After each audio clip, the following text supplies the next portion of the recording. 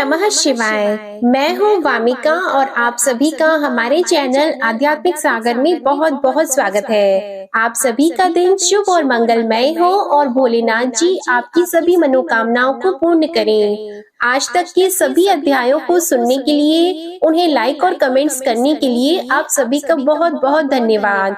आशा करती हूँ कि आने वाले चैत्र मास में भी आप सुबह के समय नियम से हमारे चैनल पर चैत्र मास महात्म्य की कथाओं को भी अपना प्यार अवश्य देंगे। श्री मार्कंडेय जी कहते हैं, हे धर्मराज युधिष्ठिर, नर्मदा तट पर उत्तम सिद्धि देने वाला मनोरथ नामक एक तीर्थ है जो तीनों लोकों में विख्यात है।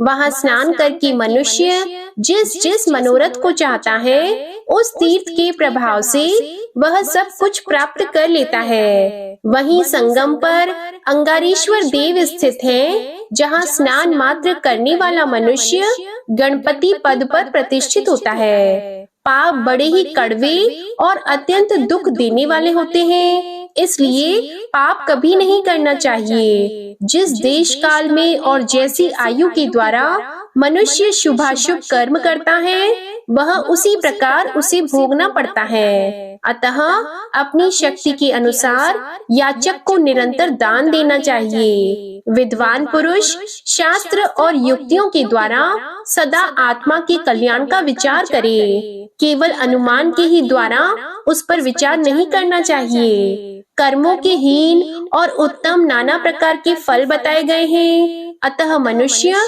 कोई कर्म करने के पहले उसकी परीक्षा कर ले। जिसका श्रेष्ठ और महान फल हो वही पुण्य कर्म है। बुद्धिमान पुरुष को चाहिए कि वह पाखंडी, शास्त्र विपरीत कर्म करने वाले, वैडाल व्रती, शठ, युक्तिवादी, तीर्थ निंदक, दिगंबर तथा अन्य पाखंडी जनों को दूर से ही त्याग दे। जो अपने हृदय में भगवान शिव का चिंतन करते हुए शिव ज्ञान का अभ्यास करते हैं, उन्हें अवश्य ज्ञान होता है। हे राजन, ऐसा जानकर शिव स्वरूपा नर्मदा देवी का आश्रय लेकर उसके तट पर धन धान्य से संपन्न दिव्य ग्रह तथा अच्छे अच्छे अन्य आवश्यक सामान ब्राह्मणों को आदर पूर्वक देने चाहिए। अनाथ, अत्यंत वृद्ध, विकल एवं कुटुंबी ब्राह्मण को विशेष रूप से देना चाहिए। जो ब्राह्मण को काठ और मिट्टी से बना हुआ ग्रह दान करता है अथवा उसके लिए अमरकंटक पर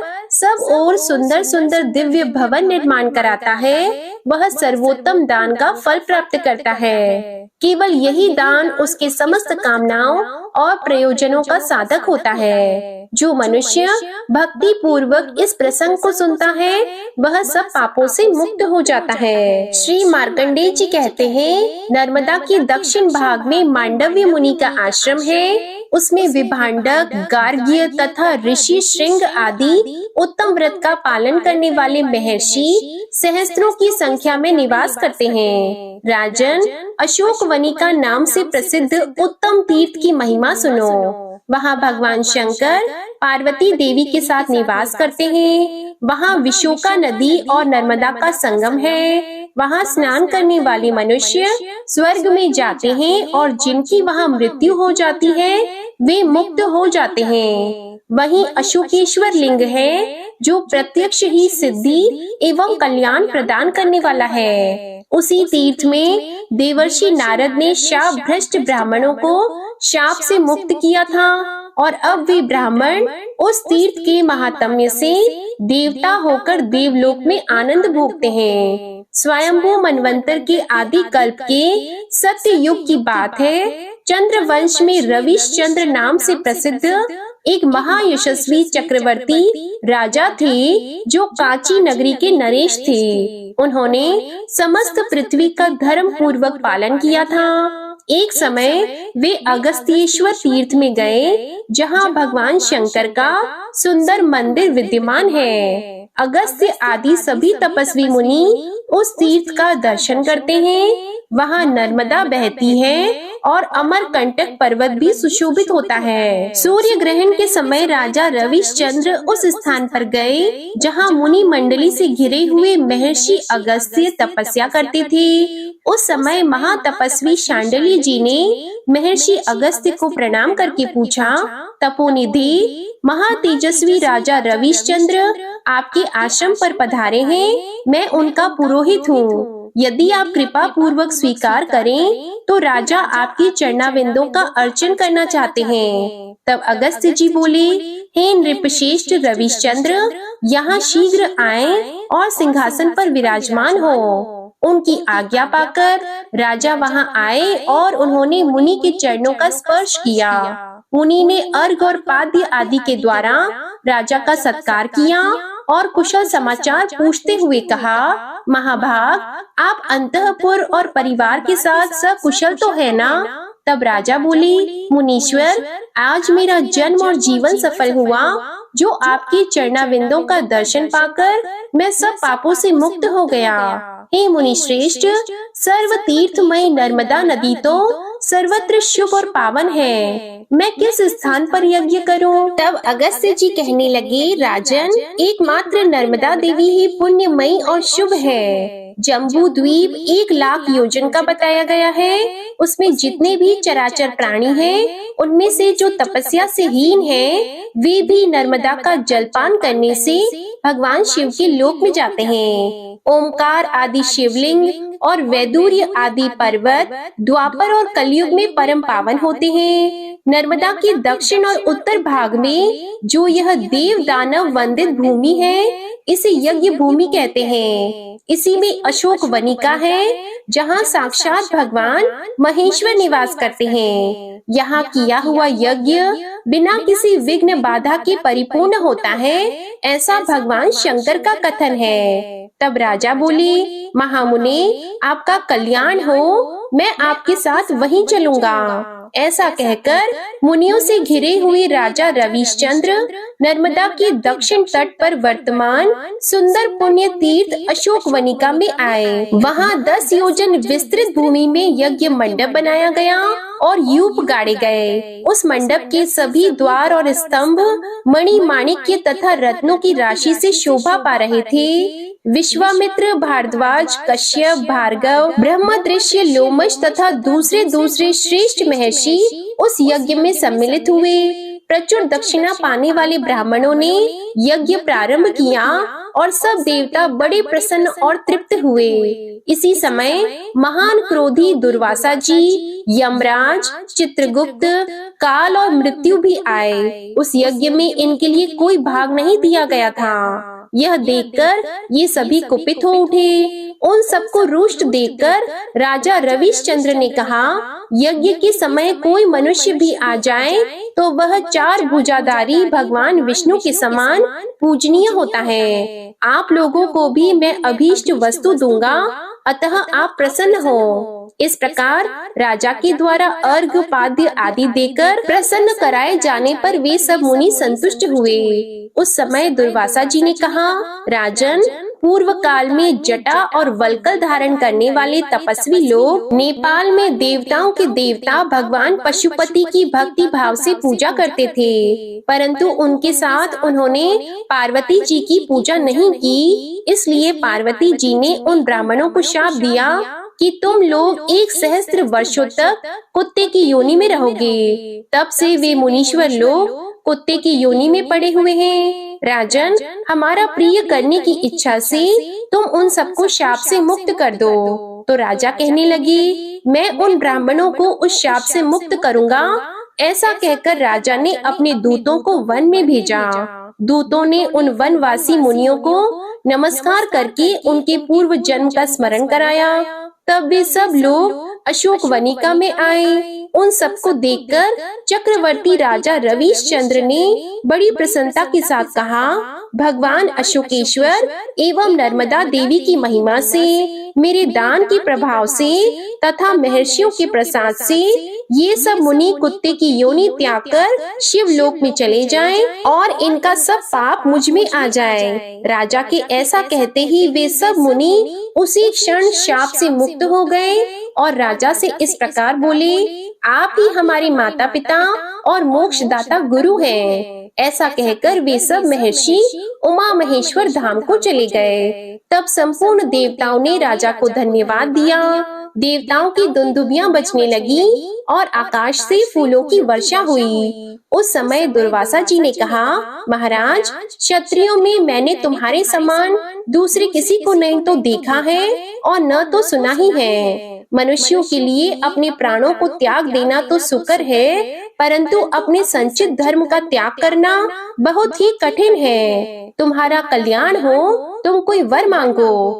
तब राजा हंसते हुए बोले, मुनि, हमारे दान के प्रभाव से पाप बुद्धि वाले मनुष्य भी उत्तम पद को प्राप्त हो, यही मेरा प्रिय वर है। एवं अस्तु, ऐसा ही होगा। यह कहकर मुनिवर दुर्वासा वहीं अंतर्ध्यान हो गए।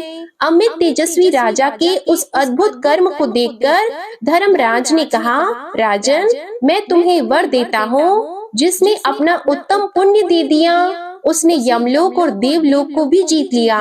राजेंद्र, तुम अवश्य वर पाने के योग्य हो। तब रविश चंद्र बोले, सूर्य नंदन, मेरे 100 यज्ञ, दान और तपस्या के प्रभाव से वे सभी पापी जीव शिव धाम को प्राप्त हो जाएं, जो इस समय पाप योनि में पड़े हुए हैं। मैं इसी वर को प्राप्त करना चाहता हूँ, आप मुझ पर कृपा करें। तब यमराज ने कहा, सत्य धर्म का पालन करने वाले राजेंद्र, तुम्हारी यह इच्छा पूर्ण हो। सुव्रत, इस सत्य के प्रभाव से तुम उत्तम लोक को जाओ।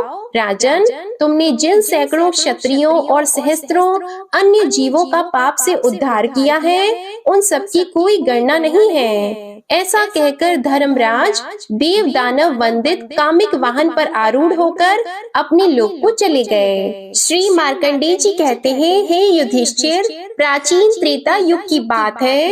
पुलस्त्य पौत्र त्रिलोक विजयी रावण देवताओं के लिए कंटक हो गया था।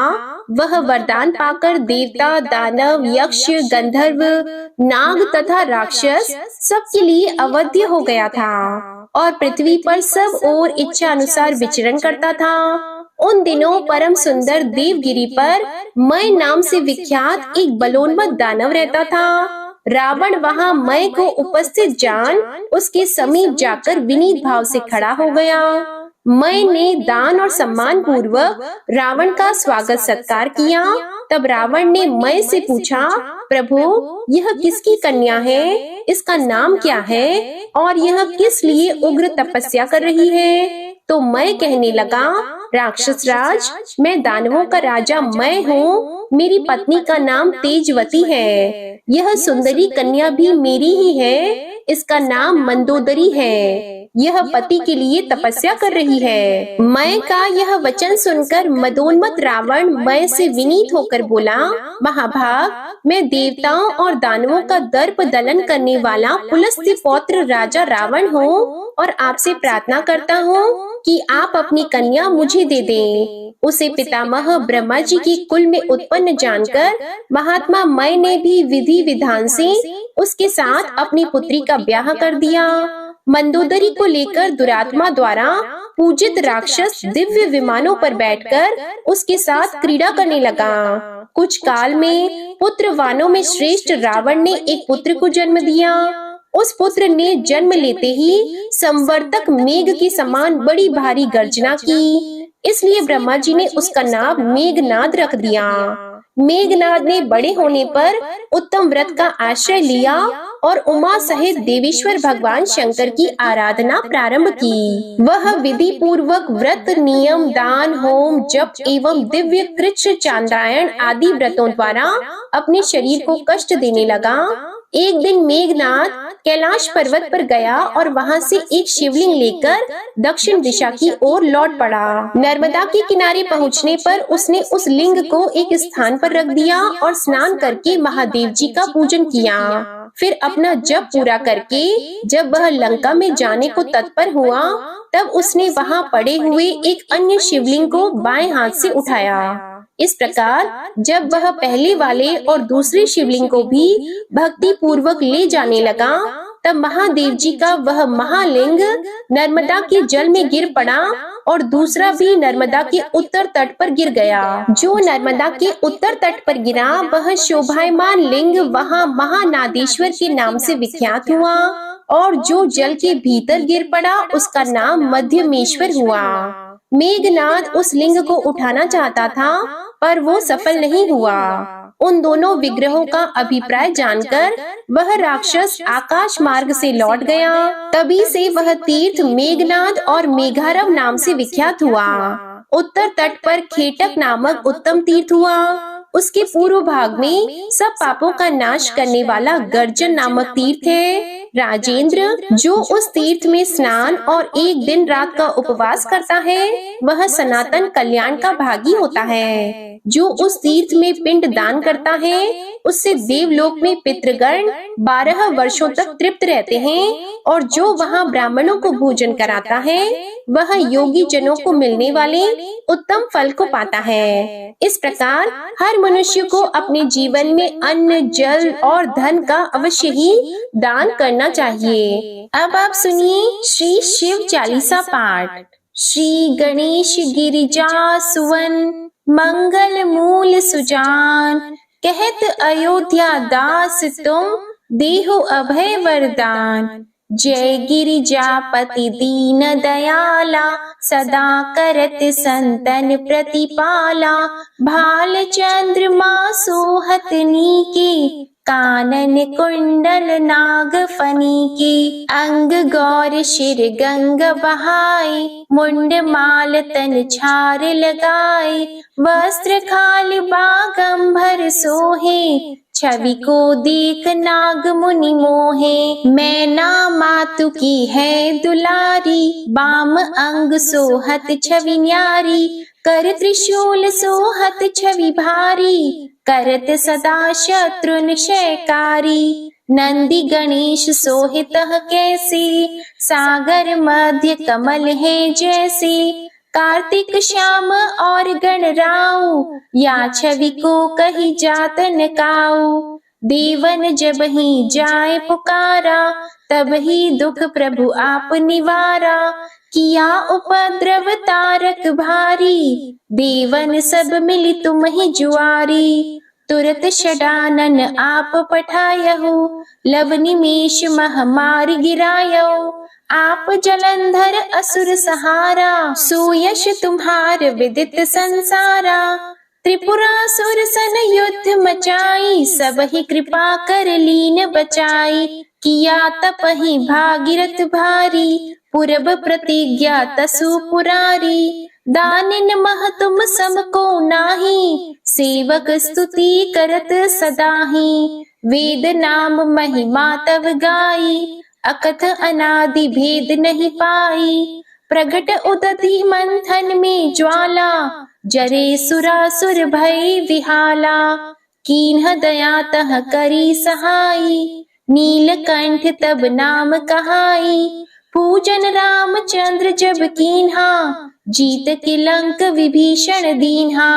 सहस कमल में हो रहे धारी, कीन्ह परीक्षा तब ही पुरारी। एक कमल प्रभु राखे जोई, कमल नयन पूजन चह सोई। कठिन भक्ति देखी प्रभु शंकर, भय प्रसन्न दिए इच्छित वर। जय जय जय अनंत अविनाशी, करत कृपा सबकी घटवासी। दुष्ट सकल नित मोहि सतावे, भ्रमत रहे मोहि चैन न आवे। त्राहि त्राहि मैं नाथ पुकारो, यही अवसर मोहि आन उबारो। ले त्रिशूल शत्रुन को मारो, संकट से मोहि आन उबारो। मातु पिता भ्राता सब कोई, संकट में पूछत नहीं कोई। स्वामी एक है आस तुम्हारी, आया हरहु अब संकट भारी। धन निर्धन को देत सदाही, जो कोई जाची वो फल पाही। अस्तुति के ही विधि करो तुम्हारी, क्षमहु नाथ अब चूक हमारी। शंकर हो संकट के नाशन, मंगल कारण विघ्न विनाशन। योगी यति मुनि ध्यान लगावी, नारद शारद शीश नवावी, नमो नमो जय नमो शिवाय। सुर ब्रह्मादिक पारन पाए, जो यह पाठ करे मन लाई। तापार होत है शंभु सहाय, ऋण की हो जो कोई अधिकारी। पाठ करे सो पावन हारी, पुत्रहीन कर इच्छा कोई। निश्चय शिव प्रसाद तेहि होई, पंडित त्रयोदशी को लावे। ध्यान पूर्वक होम करावे, त्रयोदशी व्रत करे हमेशा। तन नहीं ताकि रही कलेशा, धूप दीप नैवेद्य चढ़ावे। शंकर सम्मुख पाठ सुनावे, जन्म जन्म के पाप नसावे। अंतवास शिवपुर में पावे, कहे अयोध्या आस तुम्हारी। जानी सकल दुख हरहु हमारी, नित नेम कर प्रातः ही। पाठ करो चालीसा, तुम मेरी मनोकामना। पूर्ण करो जगदीश, मगसर छठी हेमंत ऋतु। संवत 64 जान, स्तुति चालीसा शिव ही। पूर्ण कीन कल्याण। शिव चालीसा समाप्त होती है। प्रेम से बोलिए भगवान भोलेनाथ की जय। फाल्गुन मास महात्म्य की कथाएं आज समाप्त होती हैं। इसके बाद से आप सुनेंगे चैत्र मास महात्म्य की कथाएं। और आप सभी को आज होली के पर्व की ढेर सारी शुभकामनाएं। आज की कथा अगर पसंद आई हो तो वीडियो को लाइक कीजिएगा, शेयर कीजिएगा, कमेंट में भगवान भोलेनाथ जी की जय लिखिएगा और चैनल को भी सब्सक्राइब करिएगा। इसी के साथ आज आप हमारे चैनल पर गुरुवार की व्रत कथा, फाल्गुन पूर्णिमा की कथा और श्री सत्यनारायण भगवान की व्रत कथा भी जरूर सुनिएगा। जय भोलेनाथ।